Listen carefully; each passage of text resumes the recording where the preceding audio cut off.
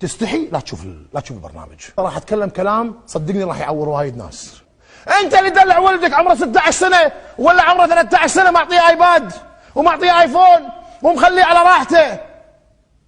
انتوا اللي سويتوا كذي في بناتكم، مو انت المجتمع. انت لما تخليها تقعد تلعب لي في سناب شات وتلعب لي في تويتر وتلعب لي في كذي، يا بارا ما يصير تصورون بناتكم، لا يحطون بناتكم من غير حجاب، الاجهزه مو امان.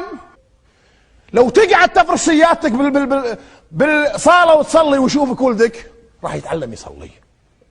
ولكن لما انت تكون هاد البيت، هذا المصير اللي قاعد يصير اليوم اللي قاعد نشوفه. عمره 13 سنه بيده سكينه، عمره 15 سنه بيده هذا، عمره 17 سنه ماسك لي شبو وماسك لي مخدرات. لما نوصل اليوم انكم انتم تودون بناتكم، وين المسخره هاي صارت؟ بيجامه بارتي ومسخره بارتي ومدري شنو بارتي. شوفوا بناتكم اللي اعمارهم 15 سنه شو يسوون بيت رفيجاتهم، وانت كل واحده فيكم لا فطوا مش زينها ومريم وش حالاتها. روحوا شوفوا ايش تسوي، روحوا شوفوا السناب شات اللي تكلمنا. من يتحمل المسؤوليه؟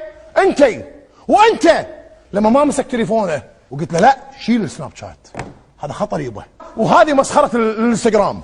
عسى ما واحده حطت كبوس عوي 250 ألف لايك، عسى ما واحده عوت حنشه شويه وكذا كذا، مستانسين. الله عدد الفولو عندي، الله مسويت لي لايك، الله مصوره ما ادري منه. يا سلام، برافو برافو. روحوا المحاكم وشوفوا البلاوي.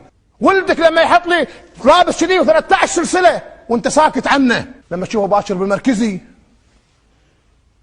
تحط ايدك على لحيتك وتقول اخي ما عاد